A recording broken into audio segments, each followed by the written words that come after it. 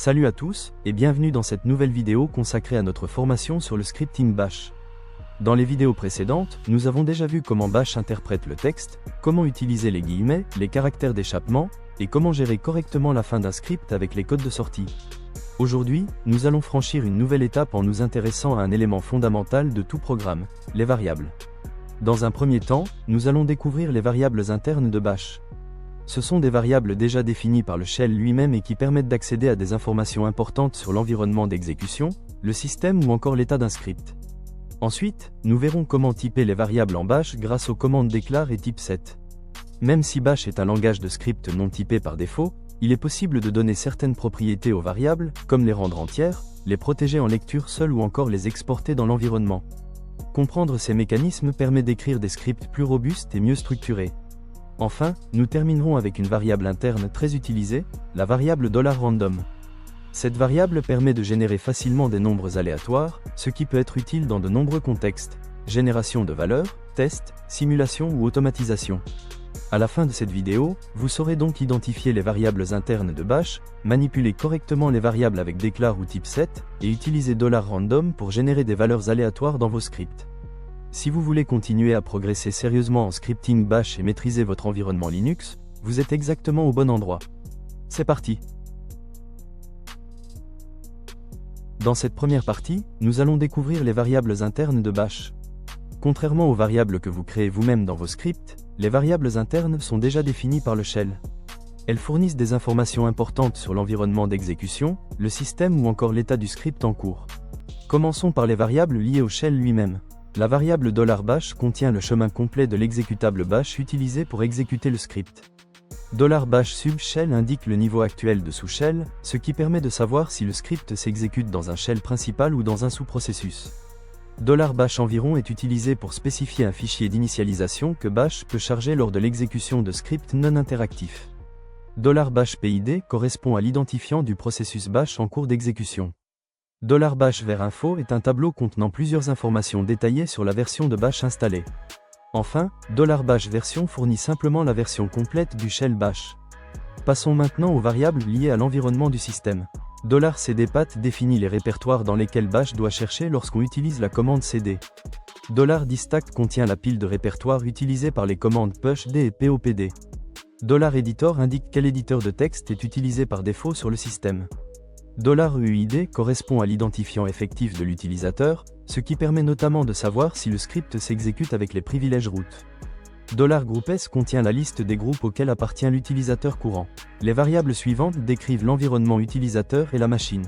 $home représente le répertoire personnel de l'utilisateur. $hostname correspond au nom de la machine sur laquelle le script est exécuté. $hosttype décrit le type de matériel ou d'architecture du système. $mactype donne également des informations sur l'architecture matérielle. $OStype indique le type de système d'exploitation utilisé. Bash fournit aussi plusieurs variables liées au comportement du shell. $ifs, ou Internal Field Separator, définit les caractères utilisés par Bash pour séparer les mots, généralement l'espace, la tabulation ou la nouvelle ligne. $globignore permet de définir des fichiers que Bash doit ignorer lors de l'expansion des motifs avec les jokers. $ignore EOF détermine combien de fois l'utilisateur doit envoyer un signal EOF avant de quitter le shell. $lccollat contrôle l'ordre de tri utilisé pour comparer les chaînes de caractères. $lccytype détermine la manière dont les caractères sont interprétés selon la locale du système. Certaines variables permettent de suivre l'exécution d'un script. $lineno indique le numéro de la ligne actuellement exécutée dans le script. $pwd contient le répertoire courant dans lequel on se trouve. $oldpwd contient le répertoire précédent, utile par exemple avec la commande cd. $second indique le nombre de secondes écoulées depuis le début du script. D'autres variables servent à contrôler l'environnement d'exécution. $pat contient la liste des répertoires dans lesquels Bash recherche les commandes exécutables. $pipStatu est un tableau qui contient le code de sortie de chaque commande dans un pipeline. $ppid correspond à l'identifiant du processus parent du shell. $prompt commande contient une commande exécutée automatiquement avant l'affichage de l'invite de commande. Les variables suivantes sont liées aux invites du shell. $ps1 définit l'invite de commande principale. $ps2 correspond à l'invite affiché lorsqu'une commande continue sur plusieurs lignes. $ps3 est utilisé dans les menus select. $ps4 sert principalement au mode de débogage des scripts. Bash fournit également des variables pratiques pour récupérer les entrées utilisateurs. $repliant contient la dernière valeur lue par la commande read. Certaines variables contrôlent le comportement global du shell. $shell option liste les options actuellement activées dans Bash. $shlvl indique le niveau de shell, c'est-à-dire combien de shells imbriqués sont actifs. $timeout permet de définir un délai d'inactivité après lequel le shell se termine automatiquement. Nous avons aussi des variables liées à l'identité de l'utilisateur. $UID représente l'identifiant réel de l'utilisateur. Enfin, Bash fournit des variables spéciales liées aux arguments et à l'exécution des scripts. $0 correspond au nom du script exécuté. $1, $2 et les suivants représentent les arguments passés au script. $dièse indique le nombre total d'arguments. $étoile et $arrobase représentent l'ensemble des arguments passés au script. $tirette contient les options actuellement actives dans le shell. $point d'exclamation correspond au PID du dernier processus exécuté en arrière-plan. $_ contient le dernier argument de la dernière commande exécutée. Point d'interrogation indique le code de sortie de la dernière commande. $$ correspond au PID du script ou du shell en cours d'exécution. Toutes ces variables internes permettent d'obtenir des informations essentielles sur l'environnement Bash et sur l'exécution d'un script. Les connaître permet d'écrire des scripts plus intelligents, capables de s'adapter automatiquement au système et au contexte dans lequel ils sont exécutés. Maintenant nous allons continuer avec le typage de variables en Bash. Dans cette partie, nous allons aborder une notion très importante pour écrire des scripts Bash propres et robustes, le typage des variables. Par défaut, Bash est un langage de script faiblement typé. Cela signifie qu'une variable peut contenir indifféremment du texte, un nombre ou une autre valeur sans contrainte particulière. Cependant, Bash permet de restreindre le comportement d'une variable grâce aux commandes internes declare et typeset. Ces deux commandes sont strictement équivalentes. Elles permettent de définir certaines propriétés sur une variable, un peu comme les types dans d'autres langages de programmation. La commande la plus utilisée est declare, introduite dans Bash version 2. Commençons par l'option R, qui permet de déclarer une variable en lecture seule. Par exemple, ici, la variable version ne pourra plus être modifiée. Toute tentative de modification provoquera une erreur. C'est l'équivalent du mot-clé const en langage C. Ce mécanisme est très utile pour protéger des constantes importantes dans un script. La deuxième option importante est I, qui permet de déclarer une variable comme un entier. Par exemple, Bash traitera automatiquement nombre comme une valeur numérique. Cela signifie que les opérations arithmétiques seront évaluées automatiquement. Par exemple, ici, Bash calcule directement l'expression et affiche 2. Si vous essayez d'affecter une chaîne de caractères à une variable entière, Bash tentera de la convertir. Si la conversion est impossible, la valeur devient 0. Une autre option importante est A, qui permet de déclarer un tableau. Par exemple, la variable devient alors une structure capable de contenir plusieurs valeurs indexées, ce qui est très utile pour manipuler des listes. Ensuite, l'option F permet de travailler avec les fonctions du script. Si vous exécutez simplement ça, Bash affichera toutes les fonctions définies dans le script. Et si vous indiquez un nom de fonction, Bash affichera uniquement cette fonction. L'option X permet quant à elle d'exporter une variable vers l'environnement. Cela signifie que la variable devient accessible au processus enfant lancé par le script. Par exemple, la variable devient alors visible par les programmes exécutés à partir du script. Un point très important à comprendre est que l'utilisation de declare peut aussi restreindre la portée d'une variable. Lorsqu'une variable est déclarée à l'intérieur d'une fonction avec declare, elle devient locale à cette fonction et n'est plus accessible en dehors. Enfin, la commande declare peut également servir à inspecter les variables du shell.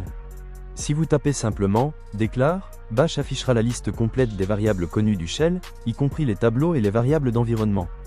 En résumé, declare et typeset permettent de structurer les variables Bash en leur donnant des propriétés spécifiques, lecture seule, entier, tableau ou variable exportée.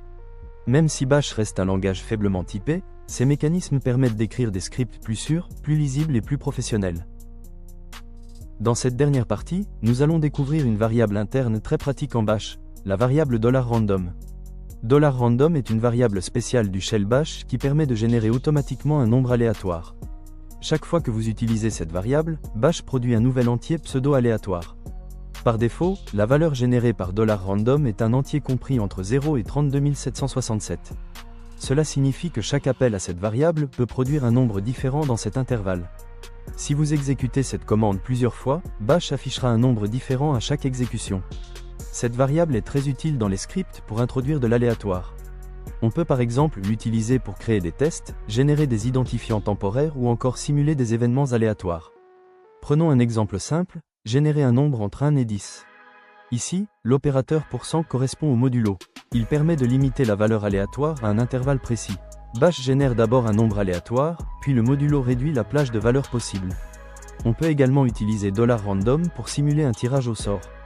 Par exemple, choisir un nombre entre 1 et 6 pour simuler le lancer d'un dé. Ce type de mécanisme est souvent utilisé dans les scripts pour tester des programmes, générer des données ou introduire un comportement non prévisible.